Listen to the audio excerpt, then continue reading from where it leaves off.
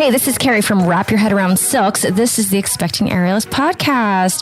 How you doing, guys? Thank you so much for being here. Hope you're having a great start to your week. Before we get started, my email subscribers, if you are one of those, you know already that Aerial Rehab is a full comprehensive ground to air progression course, online course for aerialists getting back to their practice from surgery, injury, pregnancy, or just a long break. Stay tuned to find out when I'm opening sales for that again. And today we have Caroline Lauzon, French-Canadian, wonderful aerial mama. She lives in Vegas. She's a real estate agent, and she's spent the last 20 years with Cirque Du Soleil. She was a gymnast at a very young age and then became a diver and then joined the circus. She has been in so many shows, including Corteo, Ka, and so many others. She's going to talk all about her career and then also the balancing act that she does with her now 5-year-old daughter. So excited for you guys to hear this interview. Let's get started. How do you pronounce your last name? Lauzon. Lauzon. Mm-hmm. So I'm French Canadian from Montreal originally. Oh. So yeah, Caroline Lauzon is my name. I've been in the States now since 2004. So we're approaching 20 years. So I'm almost more American than Canadian.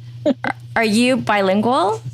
Yep. So French was my first language, and I learned actually English pretty late. When I was probably 16 is when I started speaking. You know, we learn a little bit here and there when we go to school, but I started competing with diving, and that's really when I had to learn English. So, one of my dance mentors is also French from France, and she's been in the States for longer than that, and she still holds so tightly onto her accent. Her accent, yeah. But some people they never lose it, or they maybe they don't have the ear, to change it. But I have friends here, French Canadians, and they sound very French Canadian. Their accent is so strong, and it's not going anywhere anytime soon. You sound like you're from right here in America. America. Yeah, I've been in America for a little while, and I don't know. I picked it up. I picked up the American accent. American accent. Did you start circus training when you were in Montreal? So I was a gymnast since I was 5 years old, and I got really injured when I was 12. I broke my femur, and when I came back, I had got a stress fracture on my back because I had been stopped for so long, and I came back trying to be really strong. And got a stress fracture on my back. So that year was really kind of traumatic and dramatic in my gymnastics career. And in gymnastics, losing a year, that was it. Dream was over. Olympics were gone. It was. So I was already going to sports school, and my parents were. They're like, you need a new sport if you want to stay in the sports school. Maybe we could give a shot to diving. It's in the same complex, and it might be fun. It's kind of similar. And I was like, ugh. Fine, I'll give it a try. And I was really reluctant. I didn't want to go. And I fell in love with diving. It was love at first sight. I was very good at it. I joined the national team for Canada after a year. So it was quite quick, and I got a sponsor, and things were going very well. Me and my partner, her name is Emily Haymans. She is one of the most decorated athletes in Canada. She won 4 medals at 4 Olympics.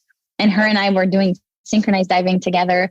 And we were doing amazing until the year before Athens. I don't know if you remember the Olympics last year, but Simone Biles got the case of the twisty, and it kind of made the news. So a very similar story happened to me, where I just kind of lost my skills. And every time I would go backwards, I would twist and kind of lost it.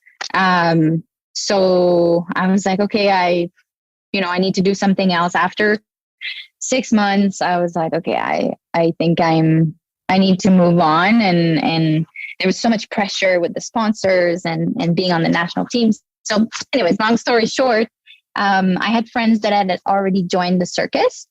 And so I came to visit because I needed a little break, and I came to visit my friend who was at O, and I was like, I want to do that. This looks fun. This looks really cool. Fell in love with the show and everything. And so I contacted Cirque, and I joined them 2 weeks later. Oh my God. So how was it a devastating thing when you got the twisties and you couldn't? Absolutely. It happened, I think it was in January, which is in the middle of the beginning almost of our competition season. And, I did it for a couple months where I just was closing my eyes, and I knew that my body could do it, but it's a very much mental thing where you're like, I just don't see the skill in my head, like how you go with feeling and, where you are in the air. It's like somebody had deleted the file, and I was like, I just don't feel it. I have no idea. I'm standing on a 10-meter platform and I have no idea what am I going to do. So I would close my eyes and then I would do the skill, but it became very frightening because I didn't know, you're throwing yourself off a 10-meter platform and you don't really have full confidence that you know what you're doing. I just, there was a lot of tears and I tried really hard to come back from it. It was very sad. And to this day, I feel like I have a very unfinished business with my diving career. I think I dream of the Olympics or that I'm going back to diving like probably once a month. Wow. Okay. Still, but hey, it's life. And I don't think I would be where I'm at if didn't happen to me. And I joined Cirque and I never looked back, and I've always been very happy. So, it's one of those hurdles in life that took me where I'm at today. And obviously you're still diving for Cirque, or did you still dive for them in the show? So I do. I dive in the show a little bit. I don't do the Russian swing act. I'm a flyer on the boat. During the Russian swing, there's a trapeze, and then I do a dive into the water. So I still do it a little bit. Okay, so you could do some of the skills, just not like maybe the competitive. Backwards. I couldn't do backwards dive. So forward, I'm still good. Backwards, to this day, I don't think I could do twisting things. Like I'm just somebody, like I said, deleted the file. So interesting. I never downloaded it again. But it's most of the skills that I use in my all of the things I've done. So I've moved around a few shows. I've not needed it, and it hasn't bothered me. So yeah, tell me. So you joined Cirque in what year? So I joined. It was 2003. 2003. Tell me. July 2003. Yeah, tell me your career with Cirque. So when I first joined the company, I was on a project. It was a research and development. That's what they used to call it. They wanted to put this act in potentially the refresh of Mystère. They were thinking about refreshing Mystère way back. And then they ended up not doing that. So they put that act, now it's in Corteo. So I don't know if you've ever seen Corteo, but there's a flying act called Paradise. So that was the baby version of what I worked on when I first joined the company. Like I said, in the meantime, I had fallen in love with and I wanted to do the boat. So after a year of working on that prototype act, I told them I wanted to join the boat. And I did I quit that, took a little break and went back for the training program. They used to call it the general formation. So they would gather 100 people and train them for like all various shows. They would kind of transform athletes into artists, quote unquote, do some dance acting, for about 6 months, and then dispatch everyone to shows. They don't do this process anymore because it was very costly, and maybe, half of them wouldn't end up in a show. So they would just kind of waste money. So now it's a lot more precise how you train for a show. You'll be, scouted out, and then, okay, you're going on that show and we're training you, and so it's a bit different. But anyways, I went for that, and then I ended up on and I joined the show. It was November 2005. I think I saw O in 2007, where you might have been there. You might have been there. Yeah, for sure. I was there until 2010. Okay. I don't know if you remember, there was a show in LA called Iris. Yes. At the Dolby Theater. So I left O to go on Iris. So I did Iris for the 2 full years that we were in LA. And I still miss LA to this day. It was a really fun highlight of my career there. But when the show closed, I came back to Vegas. So I was there until early 2013. We closed, I think, January 2013. I came back to Vegas, and hopefully one of the show will take me, with my gymnastics background. And somebody was pregnant on Zarkana. So I stayed about a year on Zarkana. And then a few people left Ka. So then I got a full-time position on Ka for about 4 years. But my heart was still at O, with my diving background. So in 2018, I joined O again after having my little one. I went back to O, and I've been there since. So you're there now? I am there now, yeah. Okay. 2 jobs at the moment. So during pandemic, actually, when I was pregnant, I had a lot of time. They take you out of the show after a couple months. In my case, they took me out early because I had some complications. So I had literally 9 months to do nothing, and I don't tend to sit home very easily. So I was like, what can I do with my time? And so I took a lot of classes. I took woodworking. I took, what did I take? I took a 2 woodworking class. I forget. I remember I did another one. And then I was like, okay, I'm going to study to get my real estate license. Because I also was very, I watched too much HGTV, and I like... Me too. I had bought a house and then kind of decorated it and sold it. And I was like, man, if I got my license, I could do this for a living. We could buy them, flip them, sell them. I'm my own agent. This would be great. So I was like, I'm getting my license. I got time. So I was telling this story this morning, actually.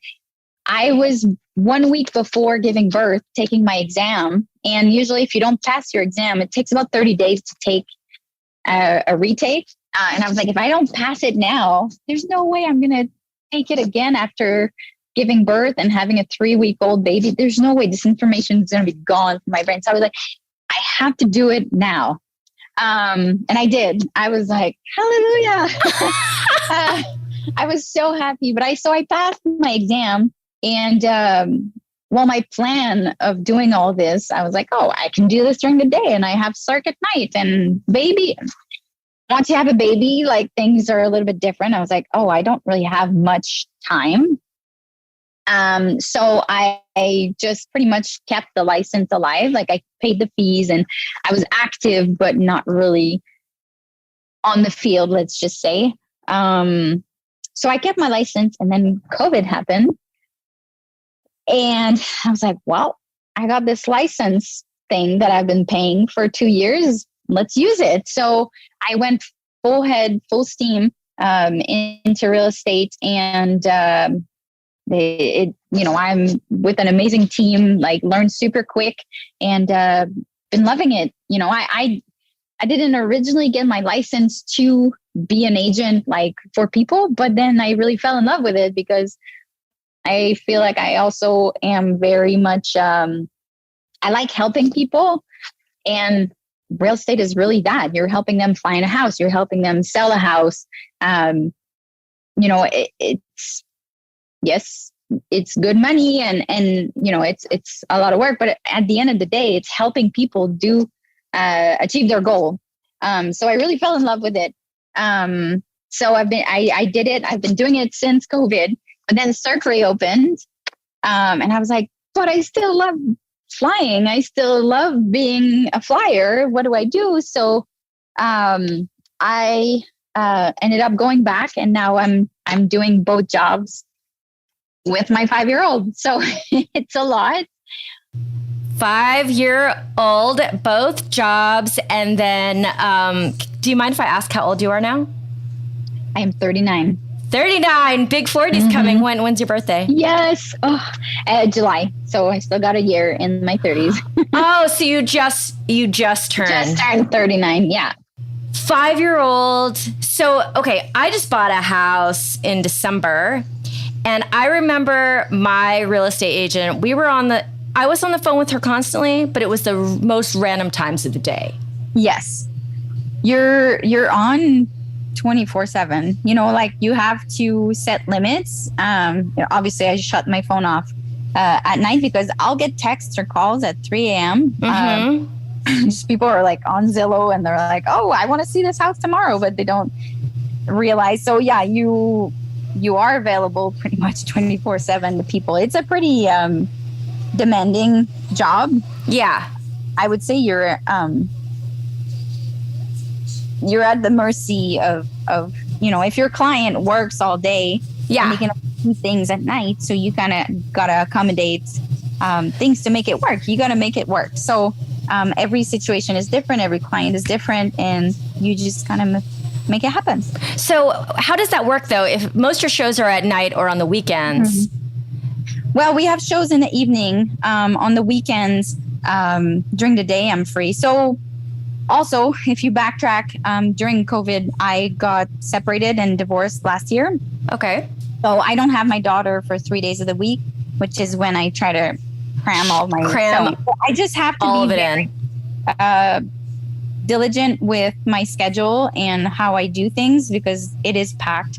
It is all day, all night. So I try to do all showings and things on Friday, Saturday, Sunday. And now she started kindergarten. So during the day, up until 3, I have some time during the day to do some of these things. But there's also circus trainings that happen. So I have a very full schedule. Caroline, that sounds like a lot. I am not I'm in LA, so I'm not I never really wanted that track where I was on a contract. Yeah. So I teach a lot and I have my own business and I have my 2.5-year-old. And the only thing that makes it easy is that I can, I make the time.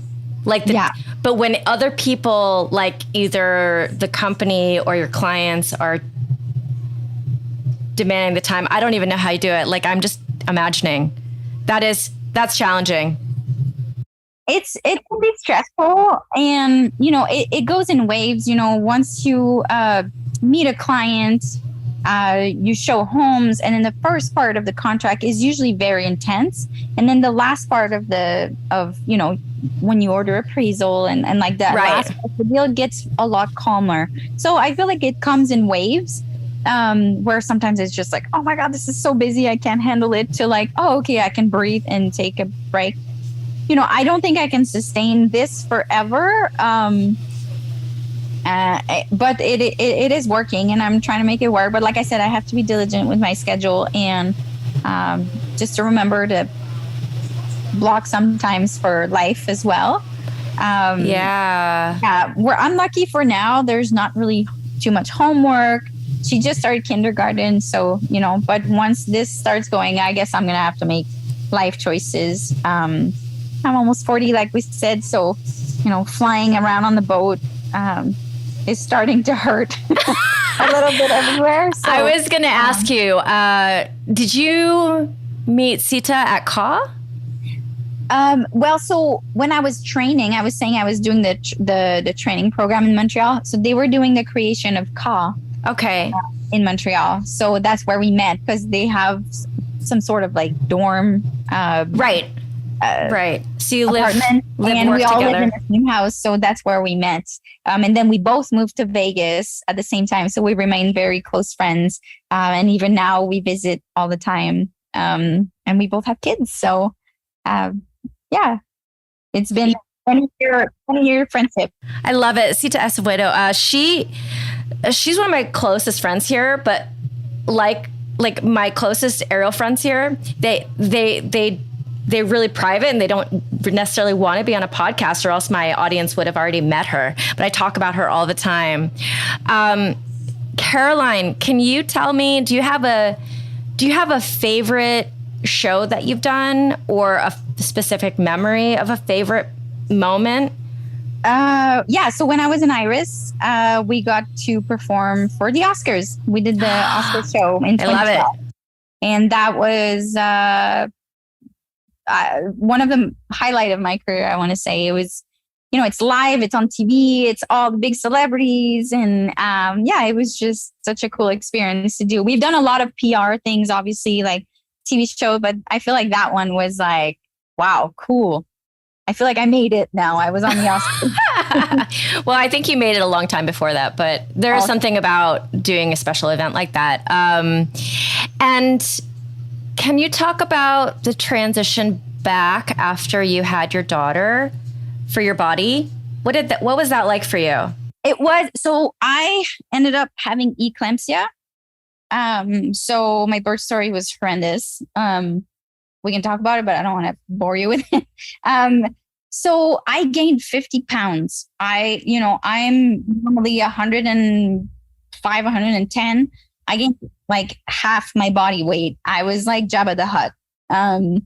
And so I was really kind of afraid that I was like, there's no way I can ever do any of this. And like, I remember being pregnant and trying to do a pull-up and it just didn't even work. And I was like, I used to do 21 pull-ups and now I can't even do one. It was very frightening to always have been so strong and fit. And all of a sudden this, I was like, whose body is this? So it was, but it is incredible how quick the body comes back to its natural shape. I mean, it took months, but to me, it seemed like an impossible mission. And within a couple months, I was like, oh, wow, I can see, it's not, we're going to be okay. So I came back to, I was supposed to go back directly to O, and they were really short on CA. So they ended up having me go back to CA. And I was grateful that this happened now, because CA is a little bit less technical. Because the act that I do, the flying act, is all abs, in and out. There's a lot of abs. So I was grateful that I was going back to CA and it wasn't as technical as O, I should say. So the transition was pretty smooth. I did 4 months back at CA and then I integrated back to O, and it was very smooth. But yeah, it can be really, you worry you're never going to make it back, but then it comes right back to where you were before, and even better. I feel like I'm stronger now than I was before I was even pregnant. So I love that. And do you feel like for the ladies out there who don't have the amazing PT stuff that Cirque Du Soleil has, do you feel like did you get some special sauce from them, or was it just doing the exercises? I mean, for sure, we had a team. I had a lot of people help me get back in shape. I had a program, and I've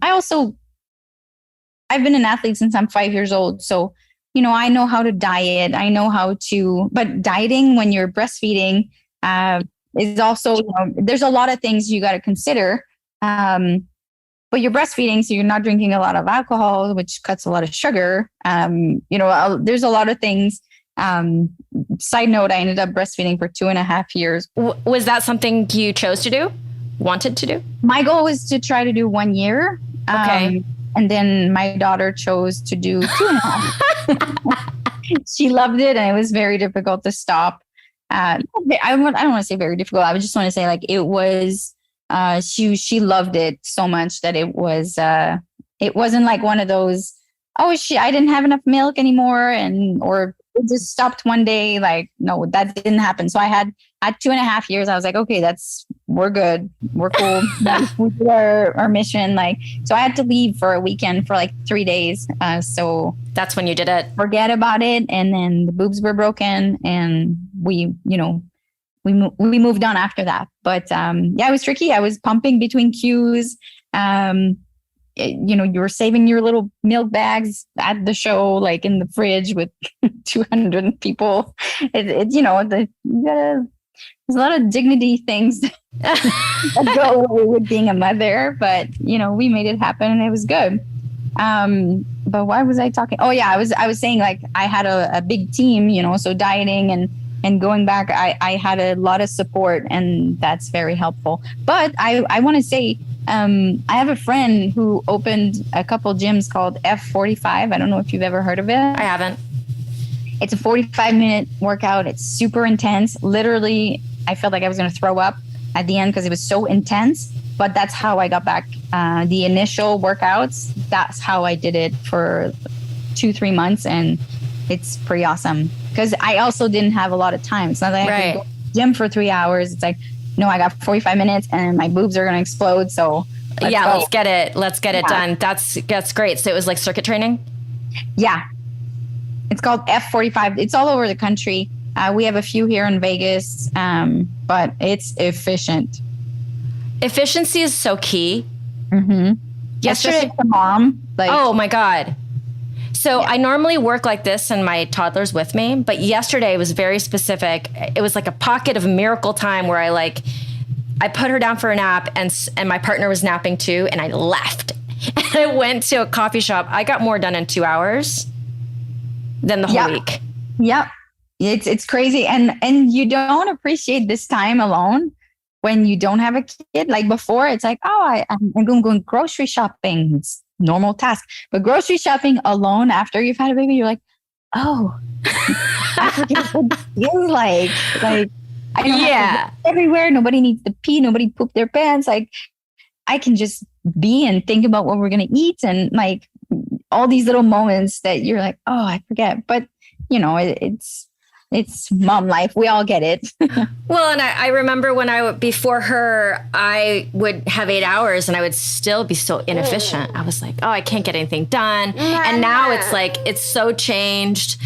My time when I'm not with her is like, Mama. I'm a superstar. Anything can happen. I can live on 5 hours of sleep. And I didn't know. Like, yeah, I'm the same. If I didn't get my 8 hours, I was like zombie. Now, if I get 8 hours, I am golden. Right. You've got wings. You've got wings. I can fly if I have 8 hours. Look at this one. Look at this one. Hi. Well, if it's any consolation for any moms out there, my little one is 5 and still pretty much doesn't really sleep through the night. She'll wake up at least once. Mommy. We co-sleep. Since I'm divorced, she just sleeps with me all the time. Yeah. And she'll wake up and I don't know if she has a dream or something. And so once a night still. This one woke up last night and the first words out of her mouth this morning were picnic basket. She's got this toy picnic basket and I think she was having a dream about it. Oh no. I have a toy. It's random the things that they remember. I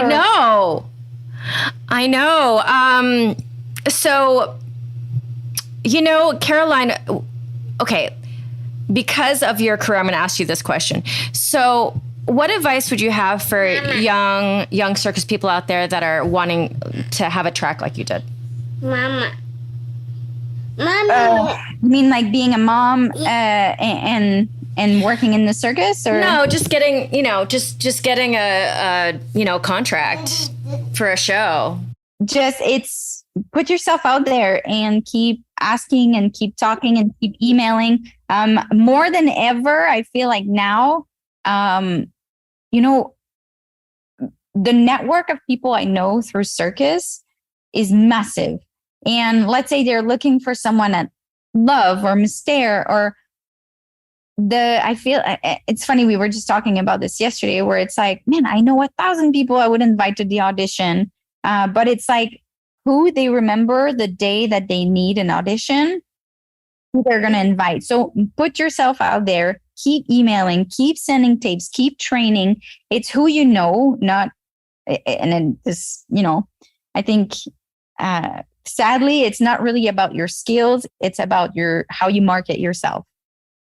And timing, probably. Yeah. Timing for sure. But timing will come if you put yourself out there and talk to people and network.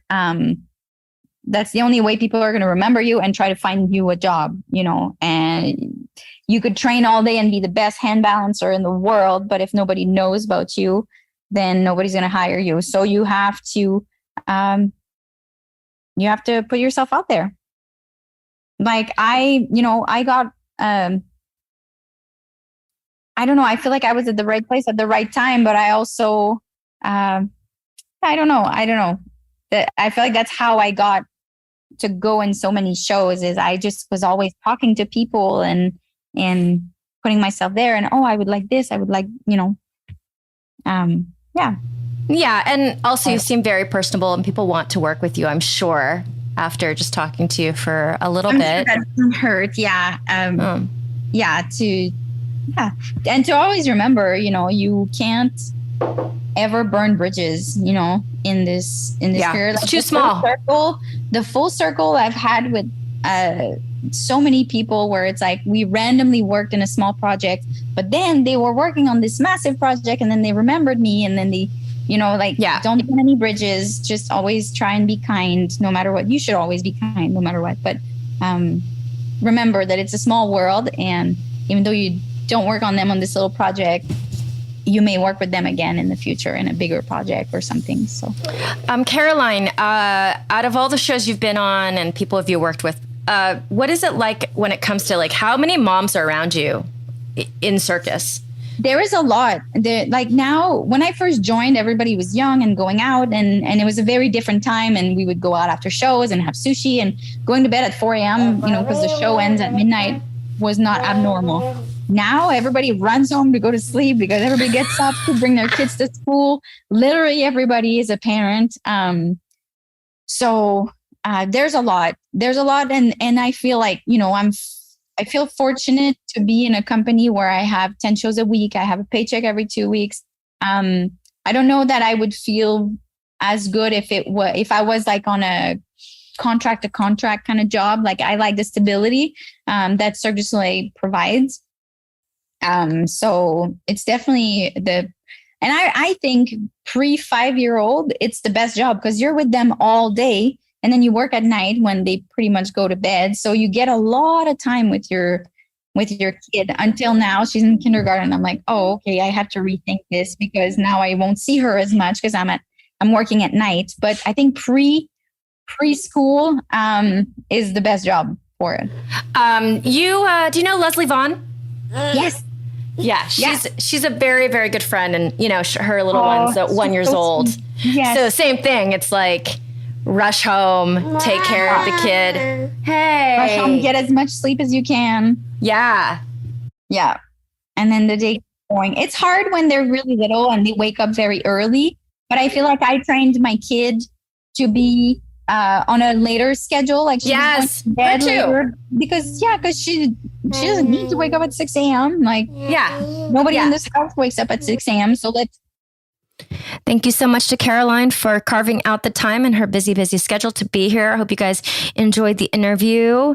In the show notes, there is links to my website. So there's so many free resources for you guys.